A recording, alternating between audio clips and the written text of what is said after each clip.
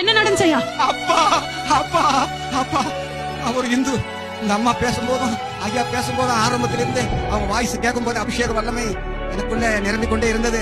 நல்ல நிலத்தில் விதைத்த அந்த விதை எம் உள்ளத்திலே அது 30 60 ஆகும், 60 100 ஆகும், 100 1000 ஆகும், 1000 லட்சமாகும், லட்சம் கோடியாகும் உயர்ந்தது.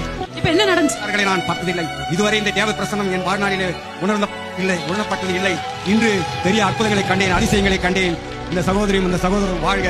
என் வலதுபுறத்தில் அந்த கழுத்தில நரம்பு வழி எத்தனை ஊசி போட்டேன், எத்தனை மாத்திரைகளை போட்டேன், இப்போவும் அவ்வளவு மாத்திரை வைத்திருக்கிறேன். அந்த வழியெல்லாம் சுத்தமா குணமானது.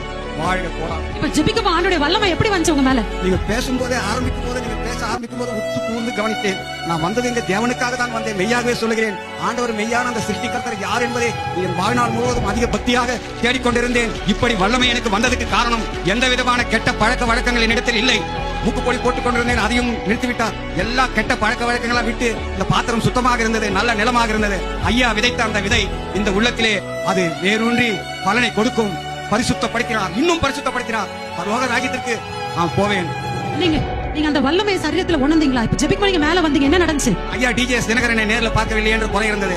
அவரை ஐயா டிஜிஎஸ் தினகரனாகவே என காட்டினார். அந்த மறைந்த அண்ணா டிஜிஎஸ் தினகரனாகவே மெய்யாகவே சொல்கிறேன், இயேசுவின் நாமத்தினாலே அதே டிஜிஎஸ் தினகரன் தான் இந்த ஐயா. என் கண்களுக்கு அவராகவே காணப்பட்டார். பேசும்போது இருந்து அந்த அபிஷேக வல்லமை எனக்குள் இறங்கி அதை தாக்கு பிடித்தேன். ஆனால் அதற்கென்று தியாக பலியாய், தியாகமாய், தன்னைத்தானே தகன பலியாய், ஜீவ பலியாய் என் ஆண்டவராக இயேசுக்கு என்னை அர்ப்பணித்தேன்.